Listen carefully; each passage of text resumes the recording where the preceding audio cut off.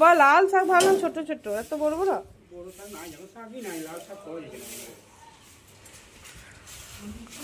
আমরা কত করে? 5 টাকা দেবো না?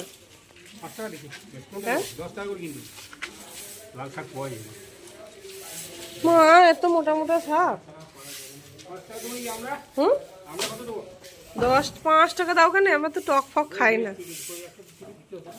হ্যাঁ, 100 টাকা ভাঙা নিবে?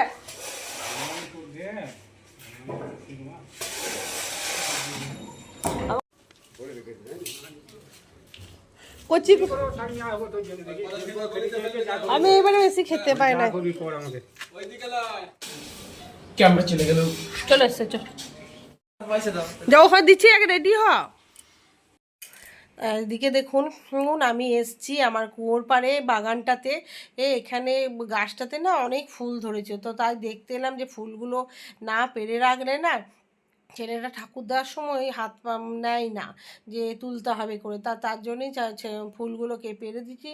আপনারা কেমন আছেন? আশা করি আপনারা ভালো আছেন, আমিও ভালো আছি। সকাল সকাল বাড়ির সমস্ত কাজকর্ম হয়ে গেছে। বাড়ির কাজকর্ম বলতে সকালে চা খেয়েছি, সকালে মর্নিং ওয়াক গেছিলাম, চা খেয়েছি। চা খেয়ে মানে কিছুটা কাজ এগিয়ে রেখেছি, বাদবাকি কাজ আমার সন্ধ্যের রেখা এসে করবে।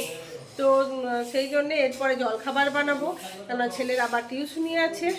আর সকাল থেকে বাড়িতেই সবজি আছে, তো সবজি নিয়ে নিয়েছি, সবজি বলতে শাক নিয়েছি। তো তার জলখাবারটা বানাই, তারপরে আবার কথা বলছি। আর মেয়ে এইদিকে দেখবো জিনিস দেখায়, ঘড়ির কাঁটা বাজছে 8:30। আমার মেয়ে এখনো কেমন ঘুমাচ্ছে দেখুন, ডিস্টার্ব হবে বলে দুদিকে দুটো কানে বালিশ। 20 টাকা পর এক্সট্রা, মানে যদি বেশি নিতে পারে তো। কি বলুন তো, 8:30 বাজছে, যেহেতু রবিবার ছুটির দিন। সেই 30 টাকা আলু কত দাম? 1 কেজি আলু কত? 30 টাকা করে 60 টাকা। তাহলে আমি 80 টাকা নিয়ে যাবো। ওটা খুচরোটা রাখ, আমি 100 টাকা নোট দিচ্ছি। আর 20 টাকা দাম এটা দিতে হবে। বেজা এইটা তোমার 20 টাকা দিন। কি বলুন তো, আর রবিবার স্কুল নেই। আমার মেয়ের প্রত্যেক দিনের স্বভাব হলো রাতে শোয়ার সময় জিজ্ঞেস করে যে মা স্কুল যাব? তো যখন বলি হ্যাঁ আছে, তো তাতেই ঘুমিয়ে যায়, তাতে উঠেও যায়। আর যদি বলি না নেই, তাহলে এইভাবে যাতে ডিস্টার্ব না হয় ঘুমাবে। এই 8:30 বাজছে, এখন 9টা 9:30 অবধি ঘুমাবে। তো চলুন জলখাবারটা করি, আর ছেলেকে একটু বাজার পাঠাচ্ছি। আর এদিকে দেখুন, মেয়ে ঘুম থেকে উঠে গেছে। তো ঘুম থেকে উঠেই মেয়েকে 1 গ্লাস প্রথমে গরম জল খাইয়েছি, তারপরে ব্রাশটা করে দিচ্ছি। কেননা ও তো ছোট, নিজে নিজে করতে পারবে না। তো তারপরেই দেখলাম যে ব্রাশ করিয়ে দিয়ে তারপরে নয় রান্নাঘরে ঢুকবো। তো তার জন্যই মেয়েকে ব্রাশ করিয়ে দিচ্ছি, তারপরে লুচিগুলো ভেজে নেবো। গরম গরম রবিবার দিনকে গরম গরম লুচি আর না তার সঙ্গে আলুর তরকারি, কার না ভালো লাগে বলুন? দারুণ লাগে। আর কি বলুন তো, এইবারে রবিবার দিন বুদ্ধ পূর্ণিমা, সরি গুরু পূর্ণিমা। তো তার জন্যেই আজকের দিনটা নিরামিষ খাবো, যেহেতু গুরু দীক্ষা নিয়েছি। তো তার জন্যই বললাম যে নিরামিষের দিন দেখবেন লুচি খেতে খুব ভালো লাগে। তো তার জন্যই মানে তেলের জিনিসটা, রুটিটা খেতে ভালো লাগে না। তো তার জন্যই বললাম যে নে, আজকে ছেলেকে বললাম লুচি খাবি, সাদা আলুর তরকারি। তো সাদা আলুর তরকারি হয়নি, এমনিই আলুর তরকারি করেছি। মেয়েকে গরম গরম লুচি আর আলুর তরকারি দিয়ে বসিয়ে দিয়েছি, মেয়ে টিভি দেখতে দেখতে খাবে। জলখাবার খেয়ে ছেলে টিউশনি চলে গেছে, আর আমি এবার রান্না বসাবো। এখন ঘড়ি কাঁটা বাজছে 12টা 10। আর এদিকে দেখবেন আমার কাকা এসছিল, দেখি আমার মায়ের হাতের তৈরি, এই দেখুন আমার কাকা এসে দিয়ে গেল গাছের আম। আর এই যে মায়ের হাতের তৈরি আচার, মা এটা জ্যাম, মানে আচার, গাছের আমেরই জ্যাম বানিয়েছে। আর আমার মেয়ে যেহেতু ভাজা মিষ্টি খেতে ভালোবাসে, তো ভাজা মিষ্টি এই যে কাকা আনার সঙ্গে সঙ্গে মিষ্টি খেতে শুরু করে দিয়েছে। আর কাকার, আর এই যে বাদাম ভাজা বাদাম, কাকা এগুলো নিয়ে এসছে। যে এদিকে ভাত বসিয়ে দিয়েছি, আর এদিকে লাল শাক ভাজা বসিয়েছি।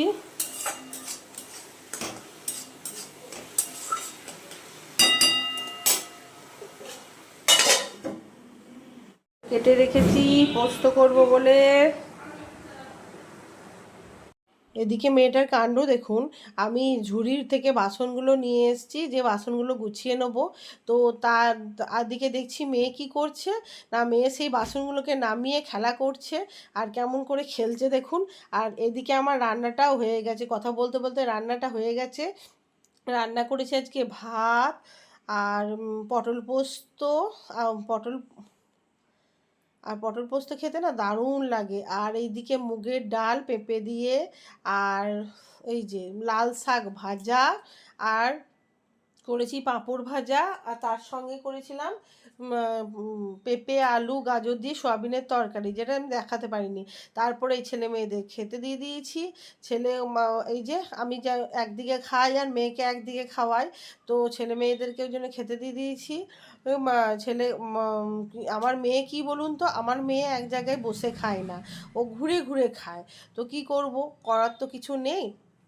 তো সেই জন্য বলি যে বেশ ঠিক আছে, যেভাবেই খাবারটা খাওয়ানো নিয়ে দরকার, আর পেটে মানে খিদেটা যাতে না লাগে। তো ও না সে সকাল মানে ও সব খাবারই অমনি, একমাত্র ম্যাগি চাউমিন এইসব দিলে আর হয় না, তাছাড়া সব খাবারই এভাবেই খায়। সন্ধে দেওয়া হয়ে গেছে, ছেলেকে সন্ধে দিয়ে ছেলেকে দিয়ে এসছি। ছেলে সন্ধে দিয়েছে, আমি সন্ধে দিইনি, কেননা আমার পিরিয়ড হয়েছে বলে। তো ছেলেকে সন্ধে দেওয়া হয়েছে, ছেলে 6:30টায় টিউশনি ছিল, ছেলে চলে গেছে। আর টিউশন থেকে আসার সময় এই যে দেখে এনেছিলাম, তা আমার মেয়ে সিঙ্গারা আর মুড়ি খাচ্ছে। দুধ ছেড়ে দিয়ে, দুধ ভালো লাগে না, সিঙ্গারা মুড়ি ভালো লাগে, তো সিঙ্গারা আর মুড়ি খাচ্ছে। দুধ বসিয়েছি, চা করব। পূর্ণিমা, তো আজকে ওই জন্য নিরামিষ খেয়েছি। তো ইচ্ছা ছিল ঘরে সত্যনারায়ণ পুজো দেওয়ার, কিন্তু কি বলুন তো পিরিয়ড হয়ে গেছে, তো ওই জন্য আর দিতে পারলাম না। কি জানি ভগবান মনে হয় এবছর আমার উপরে আর মানে রুষ্ট হয়ে আছে, সেই জন্যই মনে হয় এবারে যতগুলো পূর্ণিমাতে মনে করলাম যে না, আমি বুদ্ধ পূর্ণিমাতেও মনে করেছিলাম যে না আমি ঘরে পূর্ণিমা পুজো দেবো, সেম কেস, দিতে পারলাম না। আজও তাই ভাবলাম কাল যে এই মাস তাহলে গুরু পূর্ণিমায় আগে থেকে প্রিপারেশন করে রেখেছিলাম যে গুরু পূর্ণিমাতে পুজো দেবো, কিন্তু কি করবো, পিরিয়ডস হয়ে গেছে। রেখে দাও, পরে খাবে। হ্যাঁ পরে খাবে, মুড়িটা খেয়ে নাও। তো সেই জন্য শুধু নিরামিষটা খেয়েছি, কারণ গুরু দীক্ষা যখন নিয়েছি, তো পূর্ণিমা পালন করা উচিত। তো ওই জন্যেই নিরামিষ খেয়েছি সারা। আর এই যে মেয়েকে খাইয়ে আবার ছেলেকে আনতে যাব, ছেলের 8টায় ছুটি হবে।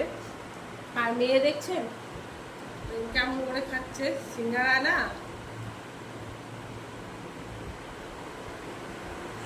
আমিও সন্ধ্যেবেলা একটু চা মুড়ি খাই, তারপরে রাতের রান্না ছেলেকে নিয়ে এসে রাতের রান্নায় বসবো। আগে চা মুড়িটা খাই। আর আবার জানেন ঘরটা আমি আবার পরিবর্তন করেছি, মানে মনটা পোষায় না জানেন তো, এই দুটো রুমে আর ভালো লাগে না, এই একঘেয়েমি।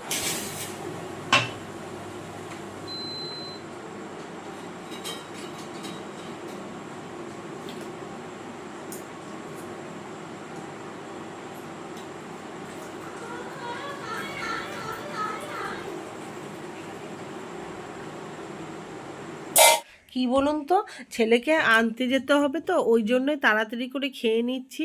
কি ছেলেকে নিয়ে এসে তারপরে আবার রান্না করতে হবে, আর মেয়েটাকেও একটু পড়াতে হয়।